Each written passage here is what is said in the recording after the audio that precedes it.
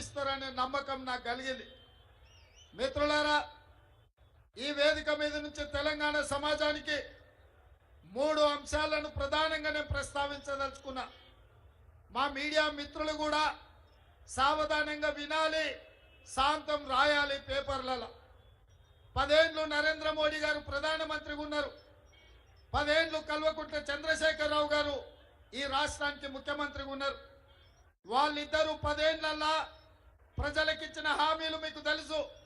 చంద్రశేఖరరావు గారు 2 సార్లు ముఖ్యమంత్రిగా ఈ రాష్ట్ర ప్రజలకు ఇచ్చిన హామీలు అమలు చేయకపోను 4 కోట్ల తెలంగాణ ప్రజల్ని మోసం చేసినందుకు మొన్న డిసెంబర్ నాడు మీరందరూ కలిసి టిఆర్ఎస్ పార్టీని తిత్తిదీసి కోదండానికి వేలాడేసి ఈరోజు కారు గుర్తును కార్ఖానకు పంపించారు. అయ్యా కొడుకులు చెప్తున్నారు కారు కార్ఖానకు పోయింది మళ్ళీ వాపసు వస్తుందని.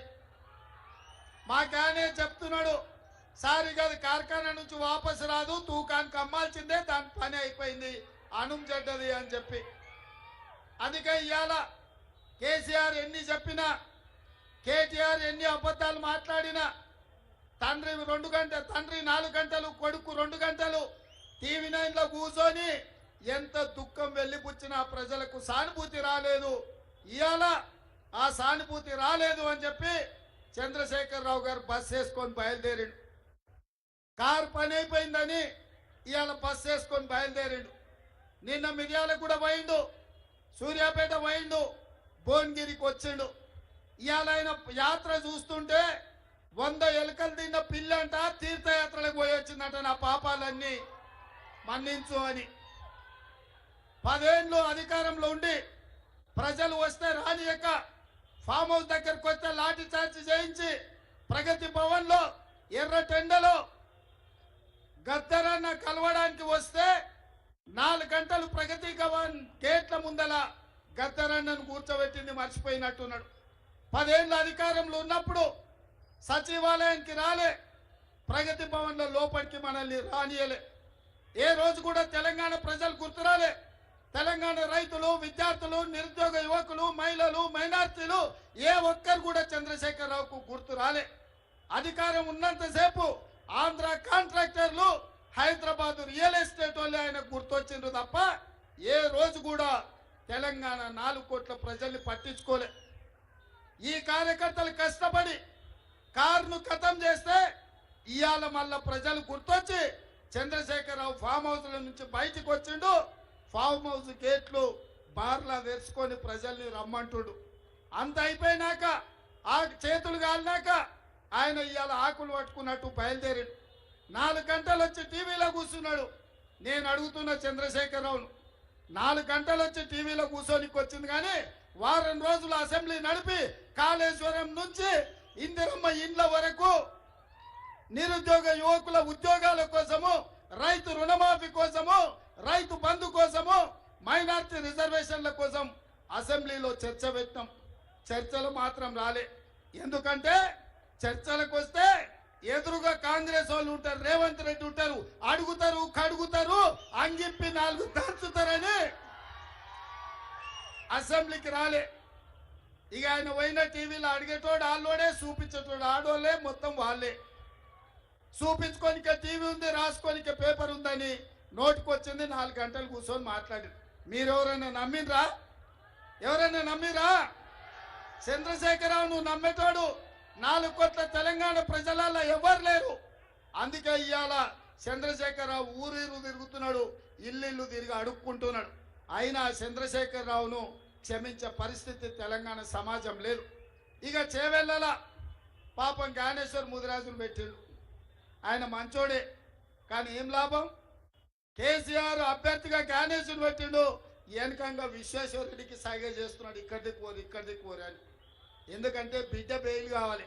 బిడ్డ బెయిల్ కావాలంటే బీజేపీకి మద్దతు పలకాలి. ఇది ఇవాళ కేసీఆర్ నీతి, కేసీఆర్ జాతి. ఇక భారతీయ జనతా పార్టీ గురించి నేను ఎక్కువ చెప్పకపోయినా 4 అంశాలు గుర్తు చేయదలుచుకున్నా. బీజేపీ ఆనాడు నరేంద్ర మోడీ గారు గుజరాత్ ముఖ్యమంత్రిగా బయలుదేరి ప్రధానమంత్రి అభ్యర్థిగా ప్రతి సంవత్సరం 2 కోట్ల ఉద్యోగాలు ఇస్తా అన్నాడు. 10 ఏళ్లు పూర్తయింది నరేంద్ర మోడీ ప్రధానమంత్రి. 20 కోట్ల ఉద్యోగాలు ఈనాటికి ఇచ్చి ఉండాలి.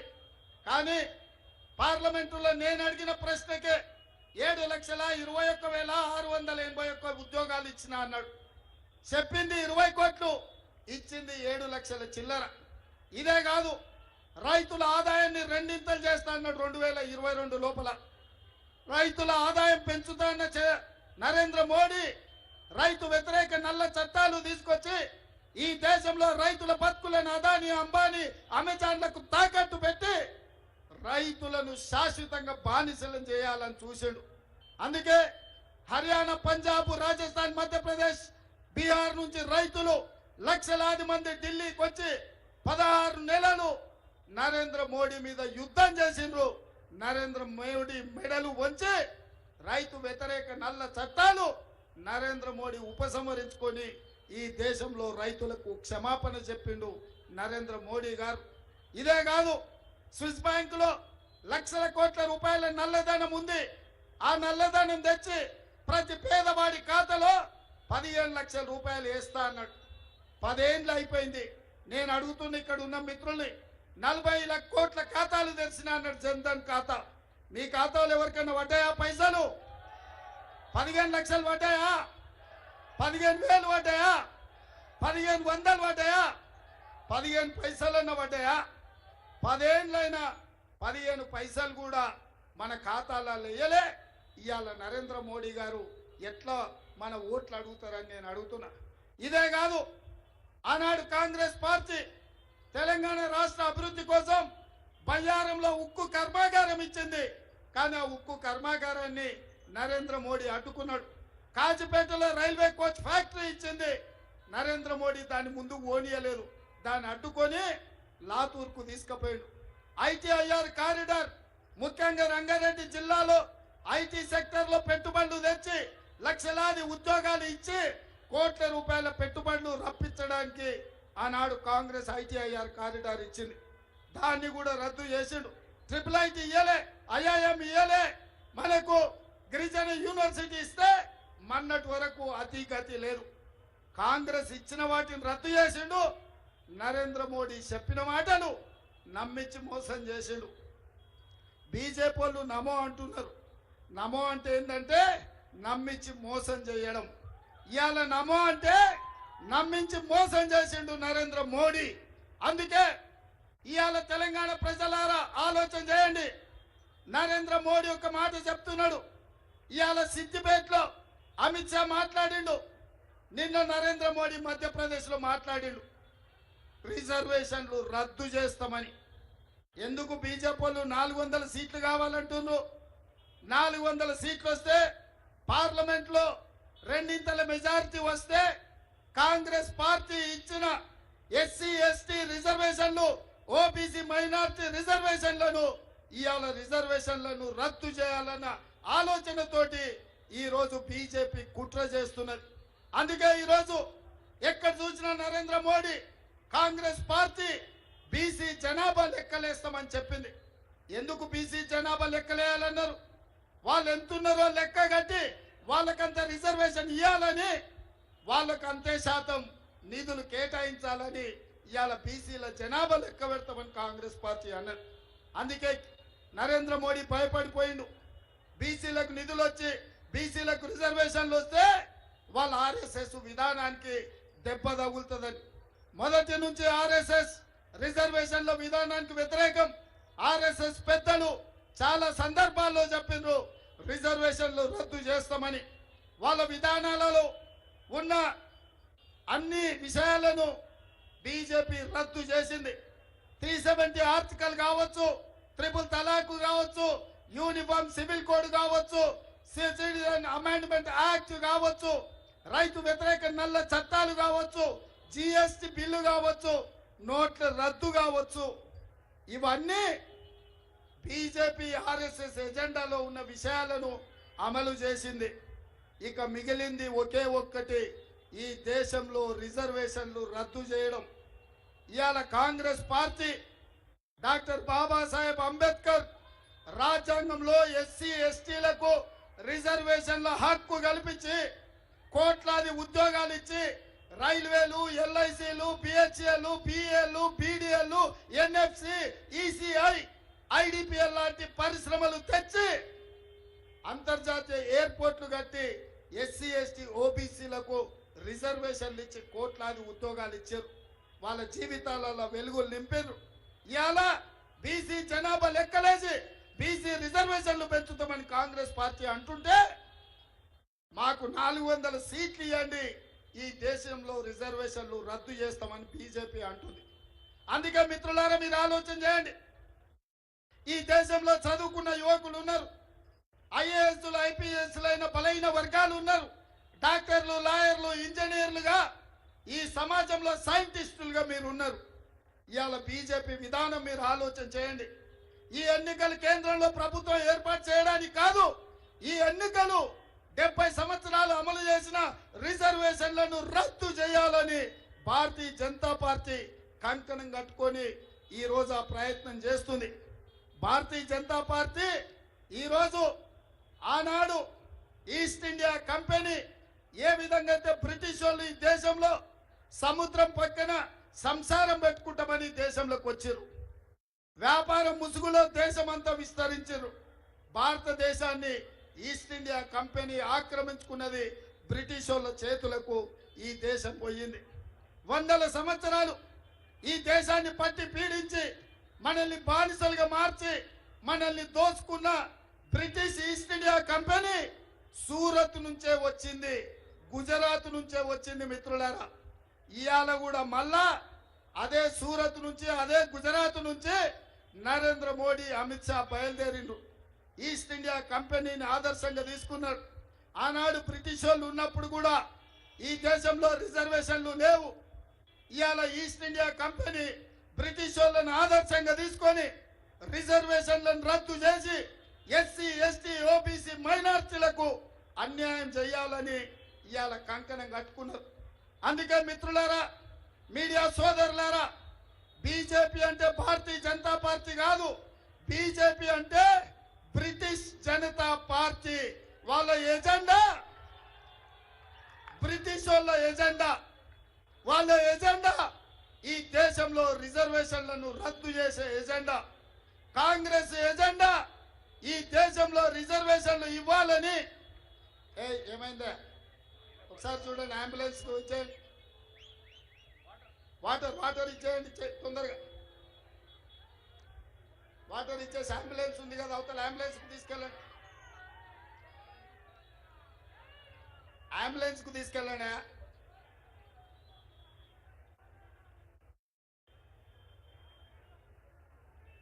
ఓకేనా? ఎత్తుకోండి అంబులెన్స్ కాడికి తీసుకోపోండి. పోలీసులు ఏం చేస్తున్నా చూడండి, అంబులెన్స్ కు తీసుకెళ్ళండి.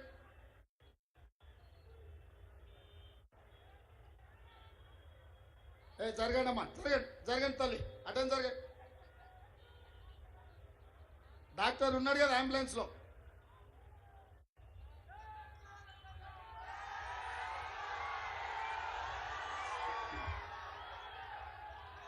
మిత్రులారా,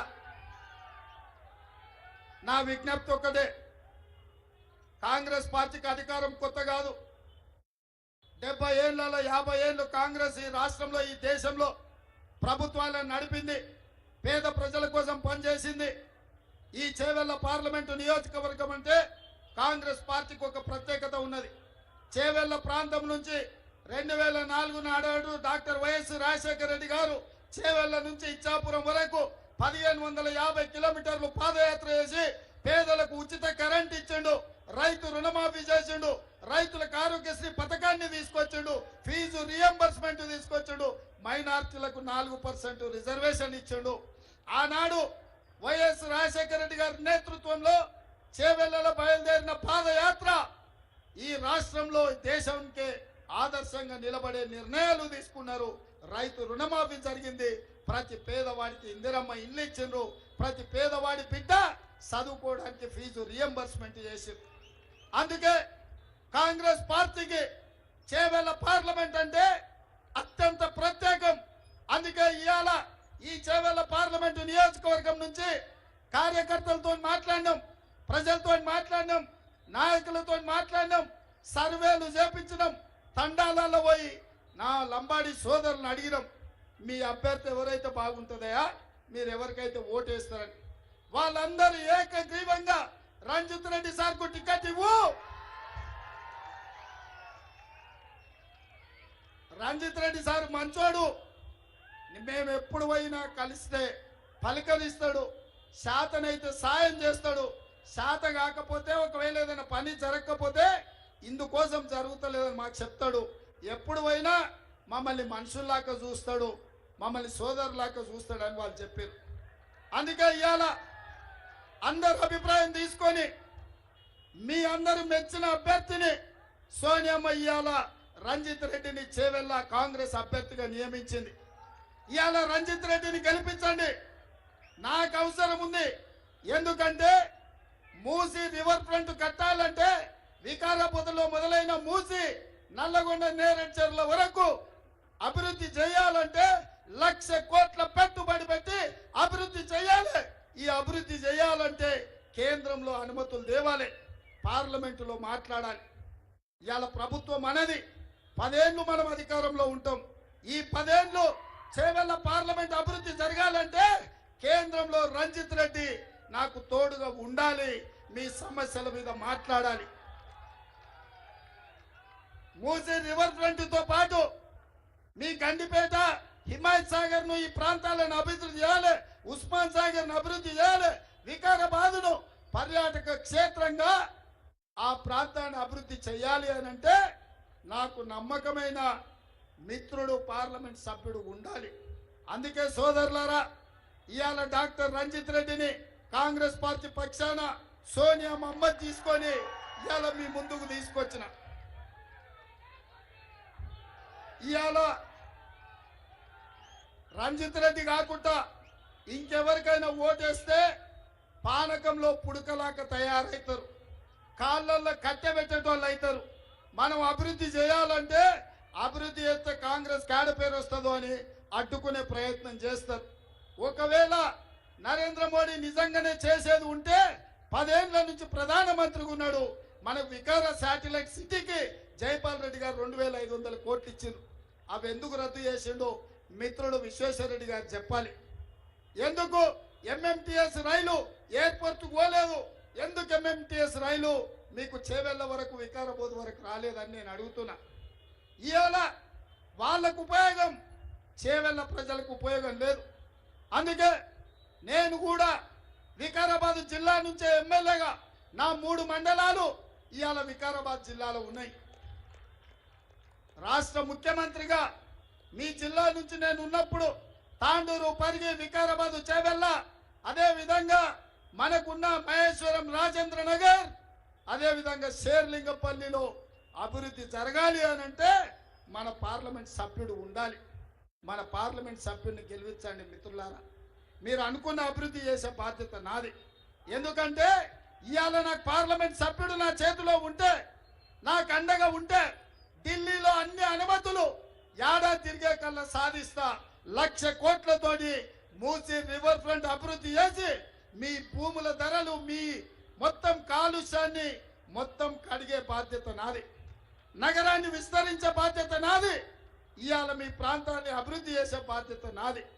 అందుకే సోదరులారా, రాజేంద్ర నగర్లో ఇవాళ ఏర్పాటు చేసిన సమావేశం నాకు సంపూర్ణమైన విశ్వాసం కలిగించింది.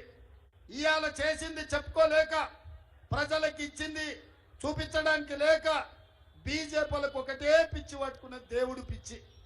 నేను ఒక్క మాట చెప్పదలుచుకుని ఇక్కడ ఉన్నోళ్లకు, అయ్యా దేవుడు గుడిలో ఉండాలి, భక్తి గుండెల్లో ఉండాలి. అవునా?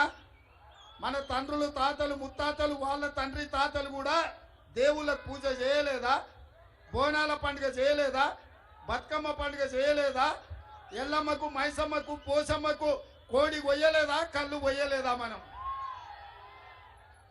అవునా కాదా?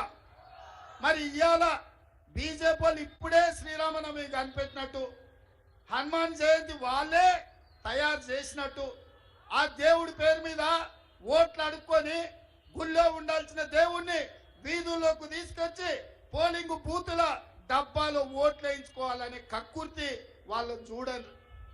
అందుకే దేవుడి పేరు మీద, మతం పేరు మీద, భాష పేరు మీద ఎవరు ఓట్లు అడగడానికి వచ్చినా వాళ్ళను పొందబెట్టండి. ఇవాళ మతాలకు, ప్రాంతాలకు, ఇట్లాంటి మతతత్వ విధానాలకు వ్యతిరేకంగా ప్రజలు తీర్పు ఇవ్వాలి. అందుకే నేను మా పెద్దలందరికీ చెప్తున్నా, దేవుడు గుడిలో ఉండాలి, భక్తి గుండెల్లో ఉండాలి. అప్పుడే నిజమైన హిందువు, అప్పుడే నిజమైన హిందూ. అంతే తప్ప దేవుడిని అడ్డం పెట్టుకొని ఓట్లు తెచ్చుకోవాలని చూస్తున్నారు. నేను అడుగుతున్న విశ్వేశ్వరరెడ్డి గారిని, ఇవాళ ఎస్సీ, ఎస్టీ, బీసీ, మైనారిటీ రిజర్వేషన్లు నరేంద్ర మోడీ, అమిత్ షా రద్దు చేస్తామంటారు. విశ్వేశ్వరరెడ్డి గారు మీరు చెప్పండి. మీకు రాజ్యాంగం తెలుసు, మీరు చదువుకున్న వాళ్ళు. మీ ఫాదర్ జస్టిస్గా, హైకోర్టు జస్టిస్గా ఒక పెద్ద న్యాయ కోవిదుడుగా పనిచేసాడు. డాక్టర్ బాబాసాహెబ్ అంబేద్కర్ ఇచ్చిన రిజర్వేషన్ని ఇవాళ నరేంద్ర మోడీ, అమిత్ షా రద్దు చేస్తామంటారు. ఇది దేశానికి మేలు చేస్తుందా? మా దళితుల హక్కులను కాలరాస్తామని, మా గిరిజనులకు అన్యాయం చేస్తామని, మా ఓబీసీలను నిండా ముంచుతామని, మా మైనారిటీలకు కాంగ్రెస్ పార్టీ ఇచ్చిన 4% రిజర్వేషన్ని రద్దు చేస్తా అని నీ పార్టీ అంటుంది. నీ విధానం ఏందని నేను విశ్వేశ్వరరెడ్డి గారిని అడుగుతున్నా. ఎన్నికల కోసం, ఓట్ల కోసం దుర్మార్గుల పక్కన చేరకు విశ్వేశ్వరరెడ్డి గారు. మీ కుటుంబానికి గొప్ప చరిత్ర ఉంది. ఆ చరిత్రను కలుషితం చేయకు. మూసి ఎట్లయితే కలుషితం అయిందో మీ కుటుంబ చరిత్రను కూడా ఇవాళ కలుషితం చేయొద్దు అని చెప్పి విశ్వేశ్వరరెడ్డి గారికి విజ్ఞప్తి చేస్తున్నా. అందుకే మిత్రులారా, మళ్ళీ వస్తా, శేర్లింగంపల్లి వస్తా, మహేశ్వరం వస్తా, చేవెళ్ళ వస్తా, తాండూరు వస్తా, వికారాబాద్ వస్తా, పర్గికి వస్తా.